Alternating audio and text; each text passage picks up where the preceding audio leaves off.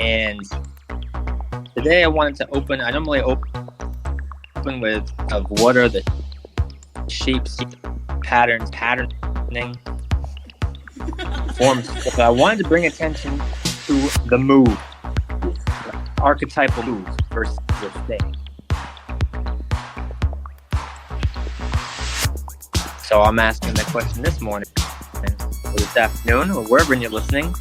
What are the moves moving you? What are the moves you're making in an archetypal sense?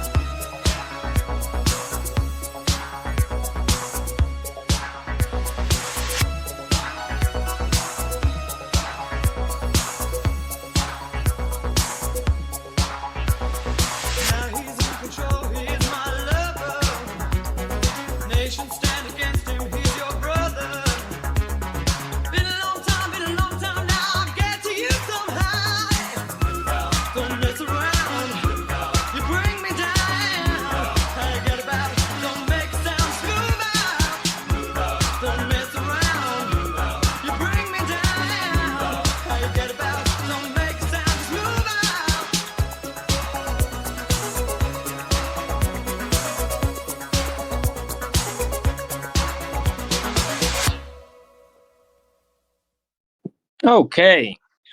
Hopefully that felt like a nice little mood starter, and to start thinking of that question of moves. And so, as I said, we like to often think about archetypes, certain forms and shapes, patterns, and often a lot of archetypes we've come up with, they're kind of like the things, right? Archetypal things. And so I thought it might be fun to look at from a slightly different angle and still always thinking about the present moment. What's alive for you right now? What's in your field? What's sort of playing in your psychic playground? But a little bit of a slight shift, and instead of thinking of archetypal things, thinking about archetypal moves. And so, like, it's a little strange to say, but like as an example, for instance, like there's sort of the archetypal bridge or the archetypal bridge builder, but there's also archetypal bridging, the move. There's a move, you're bridging, right? So same thing, like we've used, I think we've even talked about some of these, sort of the archetype of the weaver or the fabric. But then there's the archetype of the move that is weaving. Another one is the clown and the audience that the clown is sort of entertaining.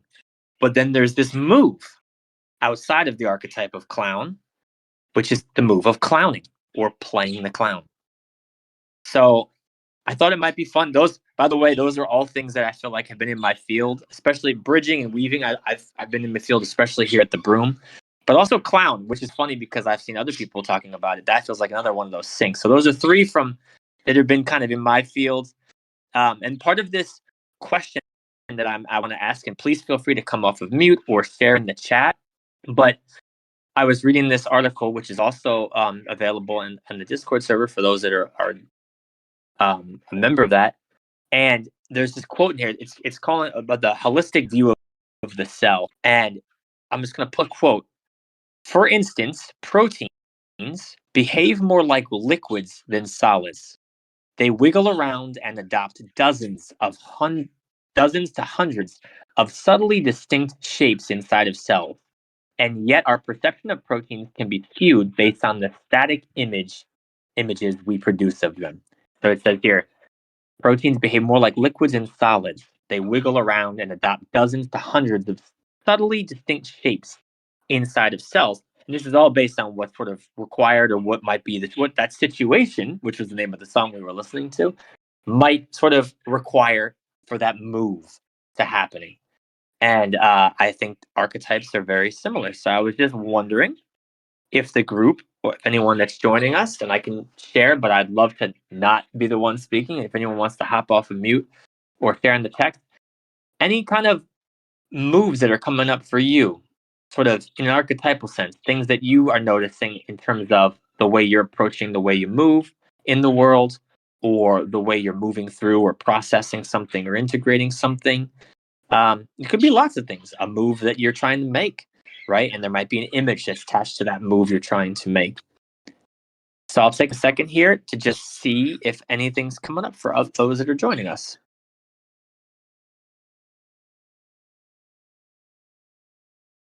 I thought what you were talking about with the clown was particularly interesting. Because I had been doing some research lately, and I didn't know this, but there was medieval like jesters and shit like that. They actually had a lot of ability to critique nobility and the actions of nobility that a lot of other people didn't have. So they had kind of like in their folly and in their like foolish demeanor, they kind of had a lot of authority, right? That a lot of other people didn't have. And I'm wondering if that extends more into kind of the archetype of the clown, more generally speaking, because of their sort of foolish demeanor and their foolish appearance, that they can kind of say things that other people can't. Because oh, they're just the jester, they're just the clown. Nobody takes them seriously, right? At least on the surface. But then on a deeper level, they can kind of speak truths that other people can't, because of that appearance. That was very interesting.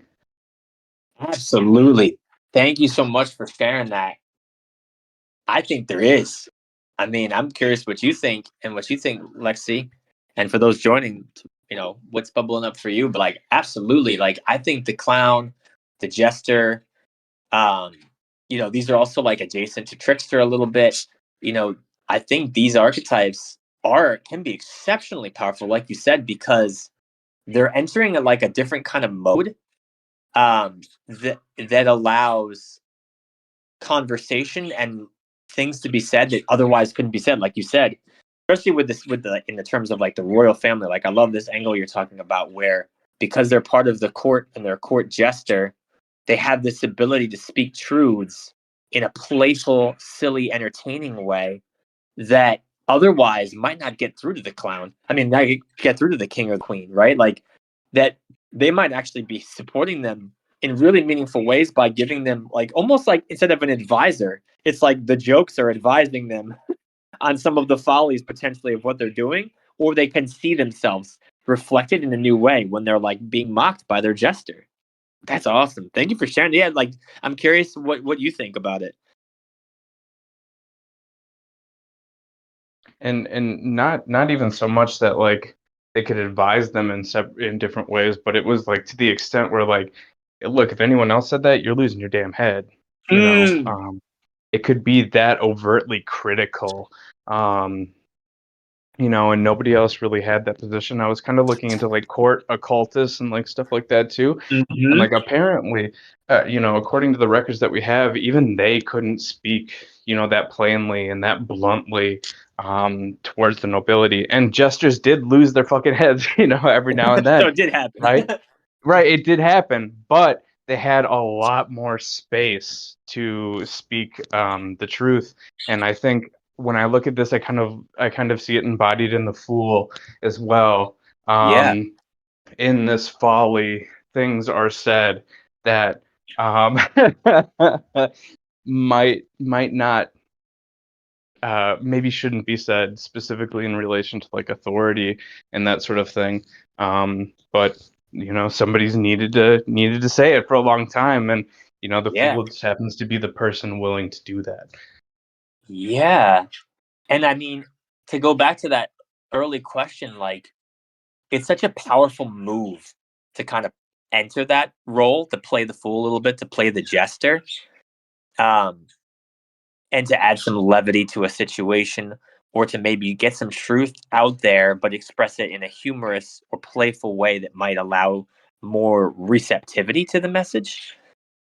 And yeah, that's a great move. And Lexi here, I see a comment. I feel like fast change in relation to movement has been in my field lately, like lots of reorientation to take more responsibility and be more honest about my limitations in certain areas. Thank you for saying that. Yeah. And I think not to like I feel like there's a little bit of like a square peg in the round hole type of a situation, so forgive me, Lexi. But like I do wonder, like, this thing we're talking about now, where this like sort of playful move, this gesturing, this clownish move, does that feel like anything in that realm? Does that feel like a move that could be supportive to you in this space as you're reorienting? Maybe no, but I'm just kind of wondering. I'm trying to weave these two, but they feel like, I don't know. It's funny because like you wouldn't think of a clown when you think of taking more responsibility or honesty, but sometimes there is something that can be said about finding a way to be humorous about it. Ah, she says, I feel yes in relation to some dismemberment. Yeah, yeah. How there's like, okay, maybe not in an outward expressed sort of way, but there's a way where maybe this sort of clowning around kind of move that we're talking about archetypally could be powerful in your own like inner work, your own inner dismemberment, where there's a little bit of playfulness or lightness that you're holding this process that you're doing within. Mm. Mm. Yeah, I'm curious. Like, let me like hold a little more space to see how this is landing, because I see Lexi typing. But I'm just thinking in the back of my mind how many times I have used moves from the clown's toolkit. Ah, she says, taking my life force back in relation to attachment or preventing reattachment. Mm. And like for some reason, the sort of archetype of the face paint and the clown or putting my nose on. Like, have you guys seen that sort of meme online a lot? Where I've seen it a lot with like stan culture on the internet, where like the stans of a particular whatever will get themselves like whipped up in a frenzy that like this new thing is going to be announced or something like that. And then they like jokingly like have to wear their clown paint because I was a clown, like I was wrong about that. It's a way to sort of like, I think they do it in a way to soften the sting of them getting so excited about something that did not come to fruition. He just like me for real, exactly. Like, oh, we're just playing a clown. And um, yeah, I think there's something about that, of like when we do get any situations where we accidentally attach or reattach or kind of fall into an old pattern, to like not be dismissive and mean to ourselves, but sort of in a fun gesturing type of way. Be like, here's your clown nose, sir. Here's your wig, ma'am. Like, go ahead and put on the face paint. Here you are. You're back in the circus. You're back in the circus. And like playfully. And again, that can get turned into bullying. Those inner aspects can be bullying sometimes, but I feel like I feel like maybe the king or the queen of our ego might be able to stomach some of these really important refinement messages that we have for ourselves and our aspects, with a little clowning around, with a little inner Jester being like, let me deliver this message to ego, hopefully in a way that won't cause the whole nervous system to explode, right? To lose my head. I'm wondering if that's landing for anyone, or if anyone's ever employed that move in that way before. I think it's interesting what you just touched on, and like the metaphor of like the medieval court as the psyche, where a lot of the like sometimes that clown archetype can like be sort of like this bullying energy, right? But like at the same time, I think that our inability to embrace that archetype and the negative connotations that have been associated to it in the modern era, just kind of de facto, right, are what gives power to that bullying energy in the first place, right? Where so as if we distance ourselves from this idea of the clown, the fool, the gesture, etc., as this inherently bad thing, then we can engage in that self-criticism in a reflective and positive way, rather than sort of this de facto negative, overly critical sort of way. I really appreciate that. Wow. And you're right. Like, this is so funny. I was thinking about, I like how you use the word metaphor too, because one is like etymologically, if I'm not mistaken, we'll have to take it to the etymology thread. Um, Metaphor is like one of the terms I've seen of like what it means etymologically is like carry across, like this thing that's like a vessel that gets you from one side of something to the other. And like you're saying, sometimes that we have to be careful with the metaphors we use, because there's so many correspondences with it. And like you said, with clown, there are some really negative associations, especially with like I'd say probably from like horror, right? Like a lot of horror movies have used clowns in a very creepy way that has given it a very weird, violent, kind of rough edge, according in some people's psychic landscape. And then on like movies like It, you know what I mean? And then also like has that weird. I don't know if you guys are aware of this. So maybe this is just in my psychic landscape, but like I know that there were a couple serial killers that were really obsessed with clowns, and so like there's this weird, violent, sort of creepy part of it that you're right. Like it can sour what I think could be a really beautiful archetypal move because of these other pieces, and it's like it made me think of like that creepy dude from The Sims. Exactly. Like there's so many examples. There's so many examples of these clowns that can be quite frightening. Also, um, wow. So I'm just thinking about that. But you're right.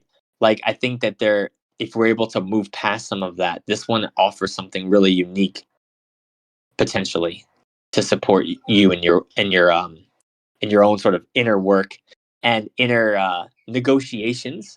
I feel like I also had seen that like this sort of archetype existing in like a lot of cultures where like I forget there was like specific terms, like different um, cultures have different words for the type of person who's always doing things differently, right? This sort of trickster, this fool, playing this type of person that's sort of like always subverting expectations or norms, and how powerful that is, because by doing so, there's this sort of built-in um, mechanism within the collective to really push back against norms, or to not become too like homonormative, I guess, um, or like, because I wanted to have that term in my head, but like become too uniform, because there's someone on the outside saying like doing things differently, pushing the envelope, and sometimes they might just come across something that really opens it.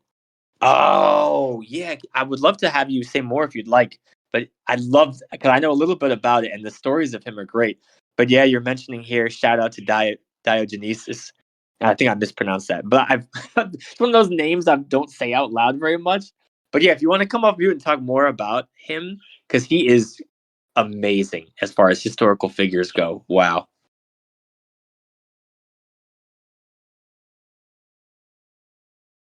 And a lot of it kind of comes back to that ability to speak the truths that nobody else can. There are so many Diogenes stories, but I think one of the most illuminating in this respect is when Alexander the Great, I believe it was, approaches Diogenes on a beach, and he Alexander's like, oh my God, I've heard so much about you, and what what do you want? If I could give you anything, I'm the most powerful man in the world. What could I give you? And Diogenes looks up at Alexander the Great and says, could you move out of my sun?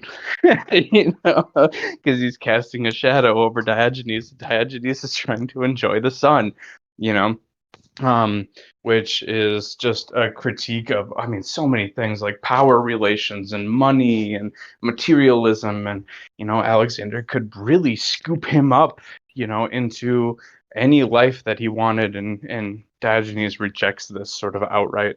Very, very fascinating, but this is a truth that not even Alexander the Great can speak, right? Because he's been captured by all these things. He's been captured by power. He's been captured by money. He's subject to it, whereas Diogenes is not. Oh, that's beautiful. I love that. And yeah, like you said, like these very silly scenes have are just laden with this deep messaging and transmission. And the one that came to mind, because you're right, there are so many stories. And I remembered one and I was like, let me see if I can find it. But the short version is right here on Wikipedia. But like, there was one where Plato was apparently, and that might have been more tongue in cheek, was like they were talking about what's a man, what's a human, right? And he referred to them as like featherless bipeds, right? Featherless bipeds. And so Diogenes, he went and plucked a chicken, just plucked all the feathers off the chicken, and then brought it into the academy, into the room, and said, "Here is Plato's man."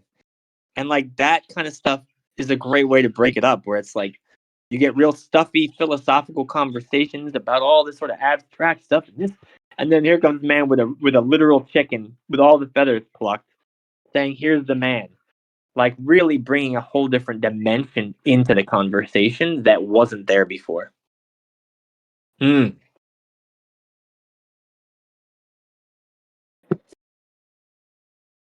Funny.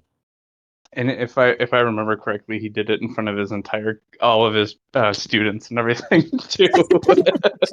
Really, really made an ass out of himself in front of everyone. Yes.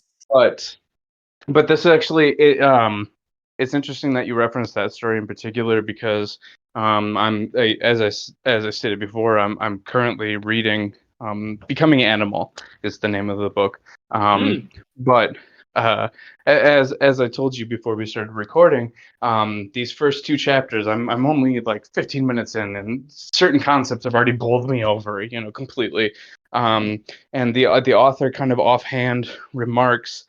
He doesn't even really expand on it, So this is my interpretation of his words, but nevertheless, he mentions the cult of expertise, right?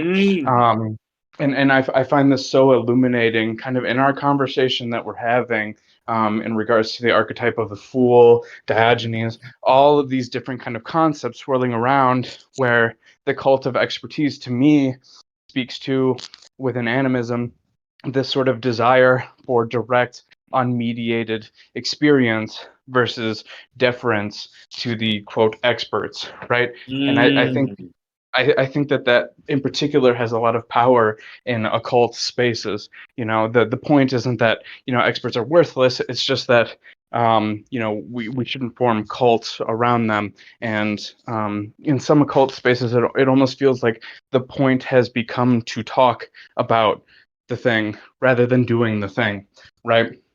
And this is formed around cadres of experts. And in this way, the fool, the clown, Diogenes, all of these people are engaging in this direct experience, sort of a lot of the times directly at odds with the quote experts, right? And just making fools out of them the entire time. Yes. And the power of that.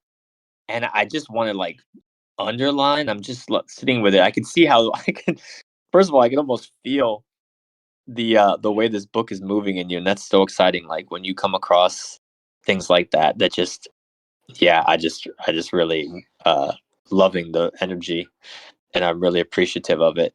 I know that feeling is so good. But like this phrase that you said, I just want to like underline it for some reason. This direct, unmediated experience that you mentioned, and the importance of having these ways into it, and like, yeah, just like thinking about that idea with this particular archetype as you're pointing to is yeah, we can get really lost in abstractions and concepts, and all the contradictions. And there's something about this clown, the fool, that can really bring us into sort of direct experience with paradox too, I think, is what the word is coming up for me. And like, speaking of like paradox in this particular context, like I'm thinking about like even the power of like a comedian, like a really good comedian, which I think is similarly in this archetypal umbrella. And like, these are shapes and forms and archetypes and moves that are really like they're all playing in a similar, arena. But the comedian, like you think of someone like George Carlin, you know, who who really spoke about horrible truths about the nature of society. You have this ability where Carlin could bring us into a place where we could almost have this unmediated direct experience with all this bullshit in our society, but like come out of it feeling better, like laughing at it and finding some healing in just calling out the bullshit. And like instead of like being these hard truths that we tend to avoid or numb from, instead he's like almost, a good comedian like him is almost like inviting us into the silliness of all the paradox and all the hypocrisy of human behavior, and allowing us to sort of mock it while also maybe finding our way around not duplicating it or thinking of new ways or seeing the world differently. This is a great meme. That's funny. This this meme has a picture on the top. It's like different generations feeding, and so you've got like the great grandpa who's labeled Socrates feeding the grandpa who's labeled Plato, who's feeding the son who's labeled Aristotle, who's feeding the little baby who's labeled Alexander the Great. And so you have this beautiful like sort of lineage happening, and then the bottom you have Diogenes lighting a Molotov cocktail. And it's like all of those players are playing unique, important roles, right? We need all those. We need all those people to get the sort of what was coming out of that time period in Greek thought. You need all those different perspectives, including the Molotov cocktail coming from the outside. That's awesome. Mm. Yeah. I'm wondering if any other moves, like archetypal moves and movements, are coming up for people as we think about this, or if there's more on the clown piece. Like I don't want to lose sight of that piece if there's more to chew over there. But I want to just check in with you all. I'm gonna sit for a second too and see what. Wow. Mm.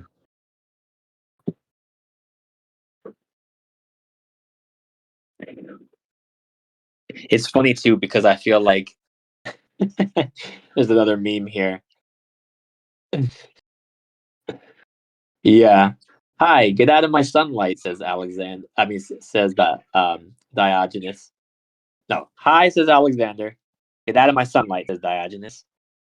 If I wasn't Alexander, I'd wish to be Diogenes. Diogenes says, if I wasn't Diogenes, I'd wish to be Diogenes too. You know, I can't help but like just like personalize this for 1 second. I feel like the clown or the joker or the comedian or all these different things. This move, humor, I'll just shorthand it. Was one of the earliest moves I feel like I learned in school, where there were many times where I felt like an outsider, where I felt like I didn't really, I don't know, like I wasn't able to keep up with some of the other kids, or like I had a real strong naivete. So like I was super gullible, and like I had these twins that lived across the street from me. They would always trick me, always. Right. Speaking of tricks, right? So that's that one angle of the trickster, always messing with me as someone that was super naive. But over time, I did learn how there's a power in flipping that script and finding ways to make fun of yourself and play the fool kind of on purpose, as well as really use levity and humor to allow a different kind of movement and play to come forward. Um, and I feel like that was like one of the earliest things I learned that really helped me navigate a very self-conscious, shy, um, a bit um, sensitive uh, mode of being.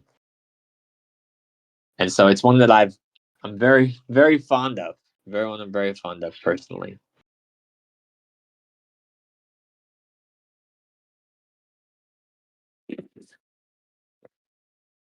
Any other moves that come up for people, or archetypal moves that have been showing up in their field, or that seems to be really resonant with them?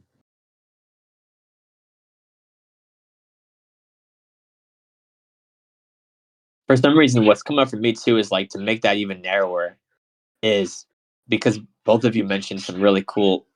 So like Lexi mentioned some really cool work that she's been doing, and especially like around dismemberment.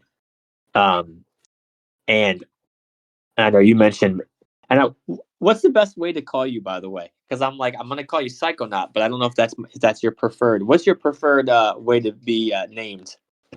That that's good. Psychonaut works. Yes. All right, cool. And like Psychonaut, like you're talking about like this amazing book you're reading right now on animism, and for both of you, like I'm thinking of like what are some of the integration moves that you guys like archetypally, or just even in general, when you're working on really, you're doing the work, but you're working on that integration work. And I think I mentioned a couple that came up in my field this week, which is like this archetypal move of weaving, right? It's like bringing together different threads and turning it into a fabric. And then also this archetypal like bridging, like thinking, how do I bridge these two things that might seem like there's a gap or a separation between them? I'm wondering if anything is coming up for you all.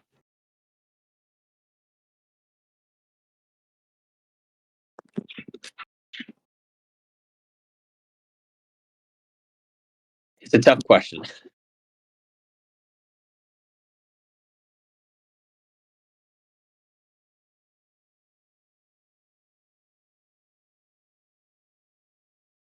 It's making me think too. I shared I don't know why I'm thinking. I think I'm thinking of integration too because I had shared a meme I had seen earlier today on social media, which really made me laugh. Which was like the gift, the image was from the very famous business card scene in American Beauty. For those, I mean, not American Beauty, sorry, American Psycho. For those that are familiar with that, where they're showing each other business cards, and there's really like this heightened sense of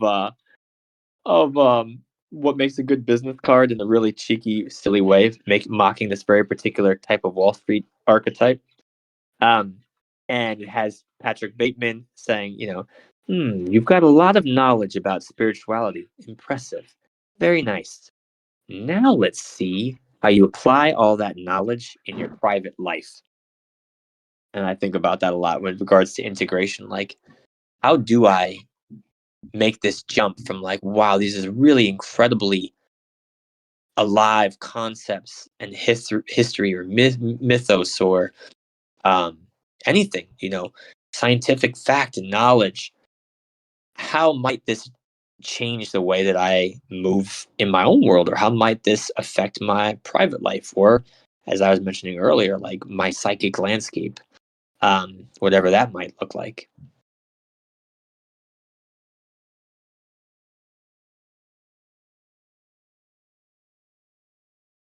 one of the moves that I've done in this space is sometimes I like to come up with stories or characters around these things.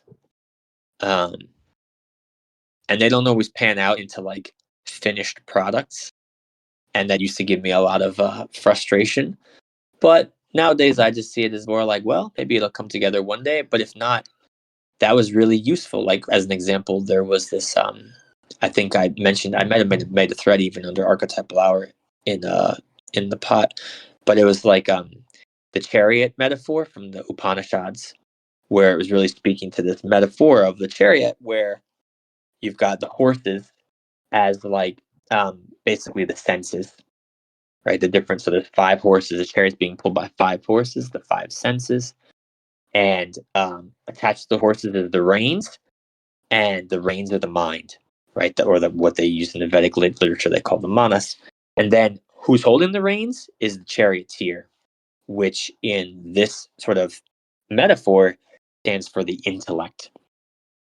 And what they're riding is the chariot, right? Which in this metaphor would be the body, the human being. But there's also the lord of the chariot. So the one who's sort of like riding in the chariot, the one who's, I guess, in this sort of metaphorical standpoint, is the one who's leading where this chariot's going. And in this version, in the Upanishads, they're talking about the Atman, right? That soul, that aspect, that deepest aspect of self, which is essentially in that tradition akin to Brahman, akin to everything, the thing that makes up everything.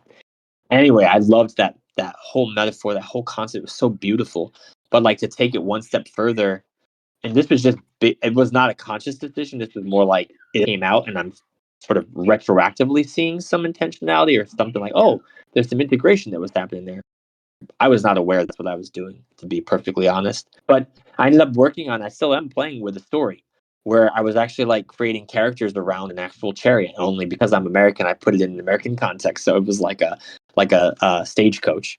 And I was really playing with this idea of these different characters and these horses and this sort of what it would look like to sort of take this metaphor through its paces into different situations with the stagecoach. And it was really useful, and I still come back to it. It's still a really useful way for me to like play with these different themes and topics and ways of seeing my own self and what kind of steers my chariot or what sort of is attracting my attention and the sort of the intellect's ability to steer the stagecoach and rein in the senses. And it was really helpful to me. It was really helpful to me. It was interesting. I wasn't really picking up anything until you started talking about writing stories because I've been working on I think for probably the last half year I've been working on fiction writing as opposed to nonfiction, which I've probably written for the last 10 years now, and it was only in that time that I realized that fiction is actually more important than nonfiction, that it is indeed fiction that is far more transformative. And when I was looking into doing this research on the Jester, I actually wrote an outline for a short story about a man who sort of stumbles his way into a court as the court occultist, right? With no magical training or anything, just some coincidence or happenstance occurs, and the king, this bumbling king, thinks that he's this powerful magician, right? And the jester is the only one that notices, this. So these two fools, must work together in order to present this as this ruse, right? Lest they both lose their heads from this bumbling king. But again, it touches on that the jester being kind of the smartest person in the room, and not losing their head because they're willing to present themselves as the most foolish or stupid person in the room, right? But in that there's power. Wow. First of all, that sounds amazing. And I think I was throwing a lot of affirmation in the chat, but like I love how you were pointing to like I think fiction might be far more transformative. I'm paraphrasing, or that's close to what you said, I think. And wow, that aligns so much for me. I completely agree with you. And I love the story that you're telling. And yeah, I'm curious, like, what you feel like. I'd love to hear more too, but I just want to point one thing out and reflect and get your thoughts on it. But like, I think it's so funny. One of the things that's so funny about story and language and words is this interplay between literal and figurative. And I think it's so fun to play with words. And that's why I think fiction is so powerful, because you can really, use the euphemisms and double entendres and all these things that can really work on fiction works on so many levels. Whereas if you're trying to explain a concept, you're just really speaking at one level, maybe, whereas a story can just like speak like 12, 15 different messages to you at one time with one dialogue. And maybe all the juiciest stuff ain't even at all close to being explicit, right? But the fact that so much of the story that you're describing, at least so far, is about like them trying to save their head, and yet the way they save their head is to be a fool. So it's like this idea of like they save their head by not saving their face in the metaphorical way, right? Like if you think of the head as the ego, and you're trying to preserve, like, is the sort of the way you survive your physical head is to is to sacrifice your metaphysical head, your ego. At least that's what's coming up for me, the way you're describing it. And like there's some powerful, fun stuff that's built into that messaging, and maybe that's just one layer, maybe that's not even a layer that you were thinking of or meant to, but I want to just reflect that back to you. Like there's so much beauty and juiciness in that.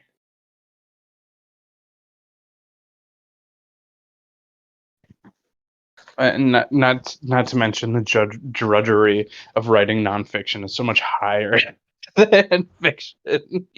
Yes. Fiction is Yes. really this free flowing sort of like process, whereas the nonfiction that I write on Celtic or Germanic history and all this, I'm digging through all these dead Romans and trying to parse through what's real and what's this imagined Roman nonsense, and all of this. It's just it's something else.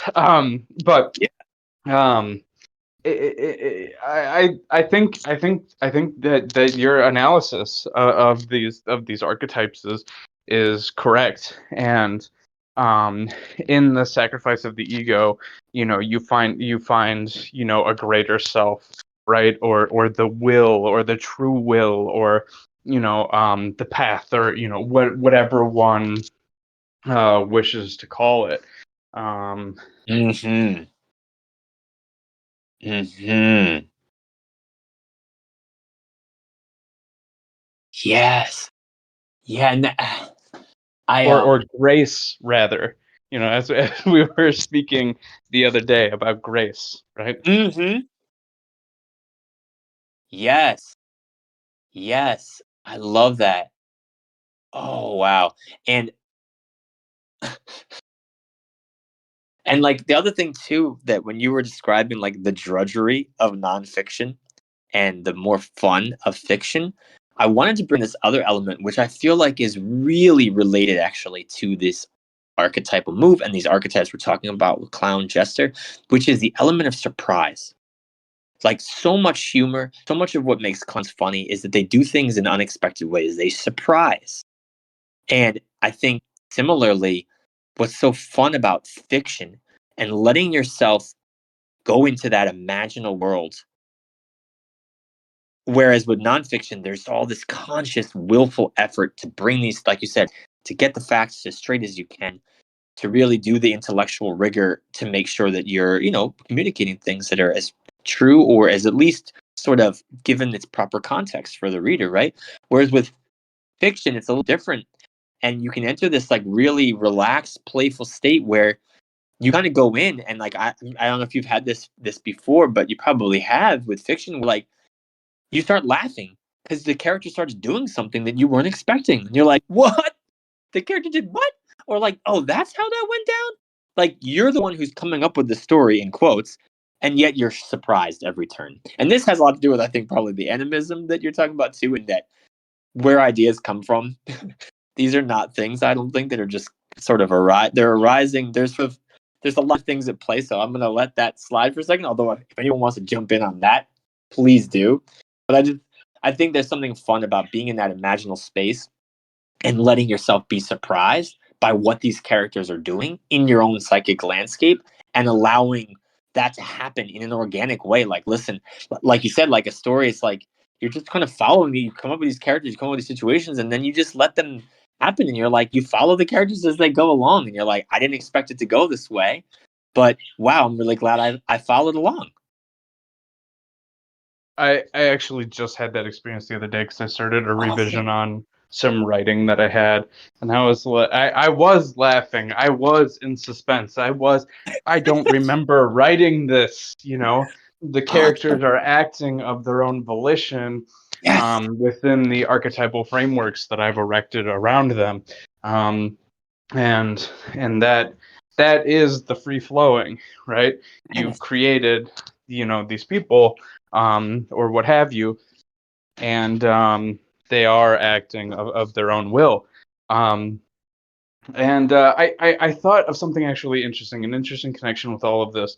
The idea that fiction is more important than nonfiction actually came to me through an individual by the name of Slavoj Žižek.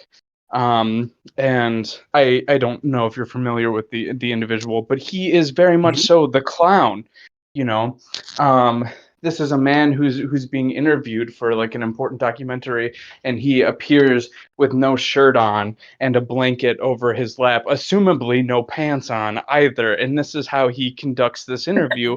Yet he's this serious academic who's saying, important, weighty things.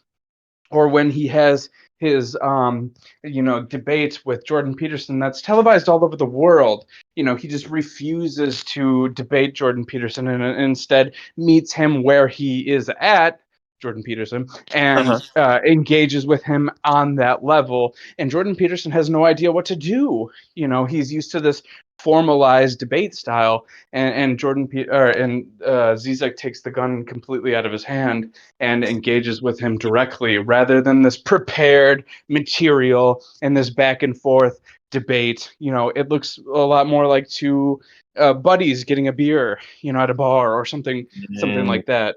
And he layers this all with comedy and humor and everything, so that real progress can actually be made, rather than just two grumpy old men fighting with each other right in front of the world. Yeah, in like an intellectual arms race, like is often the case. Like, absolutely, yep. Wow, that's awesome. And I'm not like super duper well versed with Zizek, but I've definitely like seen lots of videos with him before, especially in the past. And it's funny you mentioned him too, because like you said, that style is really like he has this like really playfulness and like you said, subverting expectations and this unseriousness that he brings to things, but he's speaking really passionately and seriously at the same time, right? This paradox that he's holding. And I also think it's funny because you mentioned like fiction too, and the importance of the fiction, and you said Zizek brought that to you. And you're right, because he does a lot of the talks that I remember him from. He'll like be like explaining like dialectical Marxism through the lens of Kung Fu Panda, and like there's some power in that. Like, let's talk about materialist dialectics, but from anthropomorphized panda voiced by Jack Black. And I'm going to be really serious about all the plot points in Kung Fu Panda to break down what I'm talking about here. And like, that's really cool, because fiction really can give us powerful ways of communicating messages that cold academic intellectual discourse could never. The cult of expertise, if you will, right? Thank you. To bring it back full circle to what you said earlier, the cult of expertise. Whew. We're cooking today. For real though. And I think actually, wow, something about the way that this conversation has unfolded also does make me think about the way that this move that we're talking about and kind of gesturing at from different angles is so like bound up with a lot of what I would call like internet culture and a lot of like how Gen Z sense of humor has found its expression, at least in some of the things that I've seen online. I don't know if that sounds resonant with you, Lexi or Psychonaut, but like that's what's coming up for me. Like I feel like this is sort of actually speaking to a move that a lot of people are employing on the internet.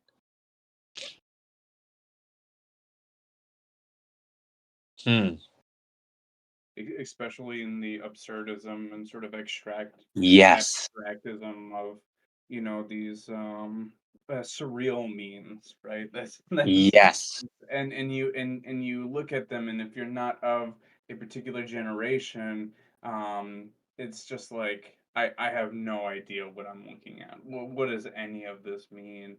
And if you are of that generation, it's a perfect translation to the experiences that you've had and are currently having, Yeah. almost as if it were a different language altogether. Yes. And like, right now, right, they're teaching like if you're in America, they're like, yeah, you should be learning Spanish or maybe learning Chinese. And that's true. Geopolitically and business wise, yeah. And in our culture wise, yes. But like what you're saying is like it's also important for us to speak the language of absurdity because well, look at things. Look at our situation, especially in America. Look at our political situation. Look at shows like Veep, which is this beautiful satire, which at a certain point almost couldn't keep up with the satire of real life in that particular dimension. And you're so right. Like there's something, and it can be probably dangerous too. I think a certain level of absurdity and surreal also be very escapist, which sometimes we need, right? Is to cope. But there's something powerful about being able to look at things from that lens of absurdity and like actually be able to feel comfortable in it. And it's interesting too because that absurdism becomes dangerous in the context of the message being lost on the audience, Mm-hmm. and there are many pieces of media, such as Fight Club, where individuals will identify with the bad guy and mistake them for the good guy. Yeah. Tyler Durden, or in American Psycho, the main character, I forget his name, but there's an identification with this individual, and it's like, okay, hold on, you understand he's the bad guy, right? Yeah. But that's totally lost on this other audience that identifies with the subject of critique. Mm. It's funny too because I mentioned Patrick Bateman and like Christian Bale has said like I think that's one of the funniest movies ever made. But he's like I've also met people who think Patrick Bateman's like someone to emulate. He's like that's terrifying, and it is. It and now I'm thinking back to where this all started and the beauty and the power of the clown who is wearing clown makeup, who's wearing a shiny red nose and a rainbow wig and has ridiculous shoes on. Like there ain't no confusing who's the butt of the joke with the clown. Whereas with modern cinema, yeah, with some of the other archetypes, they don't have that element of like, hey, I'm being clear in my dress, in my costuming, that who I am and what I'm bringing. And there's something powerful about the clown wearing the outfit. As the clown dons the appearance of being lesser, or Diogenes living in a barrel, being homeless. This allows a certain level of vulnerability on the level of the target of the critique, in order to accept that critique with levity, due to the self degradation or whatever of the clown in the first place. So people don't feel put down by the critique that's being leveled. Yes. Yes. And I'm thinking about this, and it's if Diogenes had a home and wealth and all of these things, Alexander would have probably cut his head off. Mm-hmm. um, because he wouldn't have been able to accept that criticism, um, um, if he was a man of any quote status within society. Yes. And it also like it points me back to like not to like because like yeah, he was doing it in a very purposeful way, but think about all the people that we dismiss as fools in real life that actually have more wisdom than we are giving them credit for.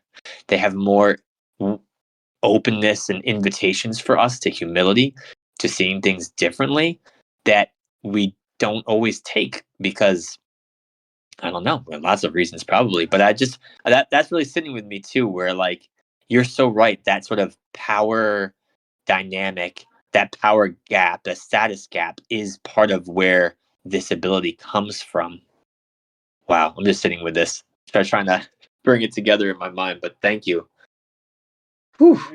And we think about it too in terms of like wealth, and Mm-hmm. ostensibly, what is wealth supposed to bring us? Wealth is supposed to bring us more freedom to live as we desire. However, we see in this example within this archetype that the exact opposite Yes. Yes. Yes. Again, the paradox. You're so right. That is exactly what we're seeing. That is, no, the thing that everyone assumes is correct might actually be incorrect. That may, yeah, to a certain point, wealth does bring liberation to a certain level, but then it gets to another level where you're suddenly not as free as the person living on the street. and then it gets to another level where you have been consumed and are totally subject to rather than master of.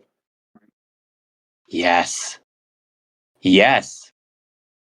And that's the thing, too. Like, you know, especially with that more of that like trickster outsider kind of role of like the one who's not subject to the norms of that society or that culture. There's a freedom there to explore and do things totally differently that others don't even know sometimes is possible because they're so locked in to that sort of hive mind of the norms. And again, that's not necessarily a bad thing, but it's a thing, right? And without these people in these specific roles or just embodying this specific energy, whether it's an intentional function or just sort of like a karmic function or an unconscious function, regardless, it's such an important function for the vitality of the whole, for the whole organism. And it gets a little frustrating talking about these things because it's not like anything that we're saying is particularly revelatory in terms of this presentation. You know, if you look Mm. at the Bible, for example, one Yeah, cannot serve two masters, right? yeah, And we have this depiction of, um, oh, I understand now that wealth was the master of these people, not not subject to the commodity owns the person, right? Um, or the wealth owns the person, yes. and these ideas are very old. Oh yeah, they're but, they're ancient. They're ancient, but and but when you speak to like a wealthy Christian, for yeah, example, there's a blockage you can't get through, and perhaps it is the clown. Perhaps in poverty we can see a little bit of the archetype of the fool within Jesus as well, um, and yes, you know um, try to transcend that. yes, yeah. And I think it's funny when you mentioned that. I was trying to like just kind of pull up what might come up for me, like thinking of Jesus in playing this archetype, and I feel like he does in different ways. You're right, like especially with like some of the more inflammatory language or very what I would see as like metaphorical language that really trip people up. When he was talking about like consume of my flesh, right? Those kinds of things. People are like, what the hell did you say? Right? Or uh yeah, like being born again, right? Where like I think Nicodemus at one point is like, how could that, like, what? You're gonna come out of someone's womb again? Like using language, but like using it in a way where like he doesn't really say like, oh, it's only a metaphor. Like he kind of, I feel like a lot of the times he sticks with that purposefully to push people, purposely to bring about a unique kind of friction that can only come when you're saying things that are just so outside of the current thinking.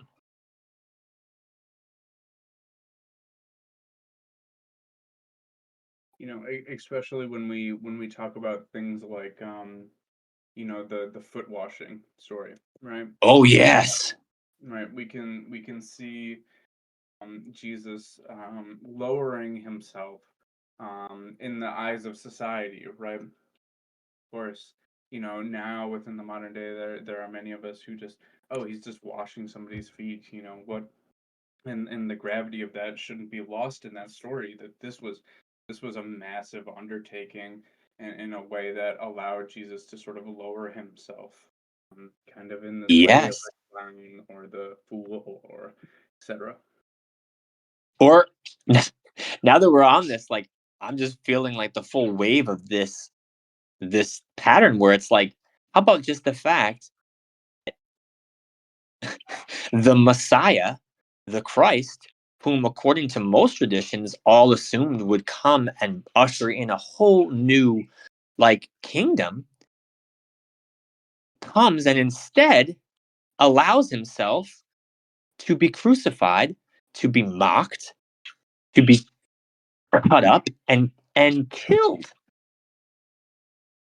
Like this is the king, you know, that kind of language. Like here's the king of the Jews, right? As Pontius Pilate says, up on a cross, dying, and like yes, of course, that imagery is extremely violent and like not funny, but there is something, and I'm sorry, and I don't mean any offense, but I find there's something quite funny and absurd about that paradox of assuming this great force that's going to bring peace into the universe is coming, and instead of coming and putting everyone under their will with an iron fist and making my enemies my footstool, lets himself be killed.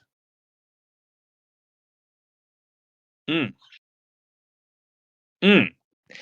As Paul said, a fool, right? Foolishness. I'm going to try to find that Bible passage real quick. But you're so right. Thank you for bringing this up. Wow. Mm. So I do see we're coming up towards the end of this time. I want to just maybe we take some time to just think about what takeaways or what things that we're pulling out of this. But I've really enjoyed this conversation so far. Thank you, Lexi. Thank you, Psychonaut. Thank you, Clown. Thank you, Jester. Right? I'm going to thank the archetypes that have been alive too. Anything else that's I'm trying to think what my takeaways are. I'm going to look for that one more Bible passage while I also think.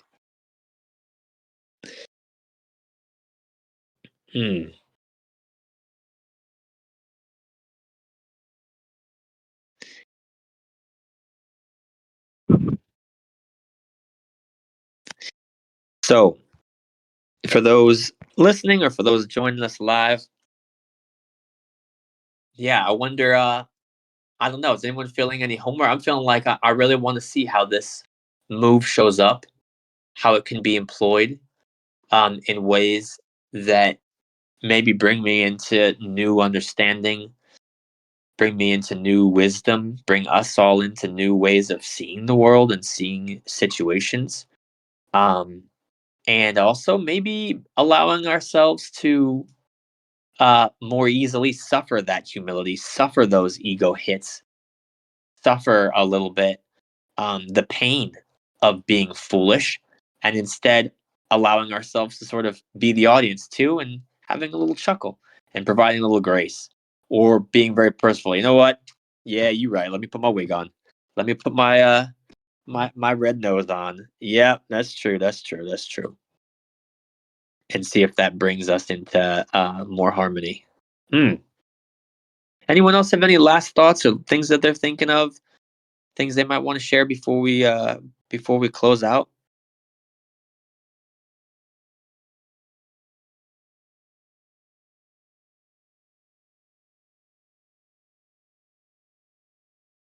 Yeah. So I guess I'm feeling, because we had some good little gospel piece. Aha. Thank you. Psychonaut shared a the word kenosis. So this is a Wikipedia. Kenosis, I'm just going to read the beginning of it. In Christian theology, kenosis is the self-emptying of Jesus. The word is used in the epistle to the Philippians. Jesus made himself nothing, or he emptied himself. Thank you. Yes. Yes, and that process of self-emptying can be quite foolish from certain outside perspectives, and certainly from the norms of our society, where everything's about your brand and your self-image and all the things that you got to do in the world, right? And wow. And now I found the passage. I think maybe this is from 1 Corinthians, the first chapter. This is Paul speaking. For the message of the cross is foolishness to those who are perishing, but to us who are being saved, it's the power of God. For it is written, I will destroy the wisdom of the wise, the intelligence of the intelligent I will frustrate, which is from Isaiah 29. Where is the wise person? Where is the teacher of the law? Where is the philosopher of this age? Has not God made foolish the wisdom of the world? For since in the wisdom of God, the world through its wisdom did not know him, God was pleased through the foolishness of what was preached to save those who believe. Jews demand signs and Greeks look for wisdom. But we preach Christ crucified, a stumbling block to Jews and foolishness to Gentiles. But to those whom God has called, both Jews and Greeks, Christ the power of God and the wisdom of God. For the foolishness of God is wiser than human wisdom, and the weakness of God is stronger than human strength. And so, yeah, where's the philosopher of the age? Where's the teacher of the law? Where's the wise person? Maybe the clown. Maybe the jester. Maybe the one who seems stark raving mad, as they say, on the streets, speaking truth to power. Well,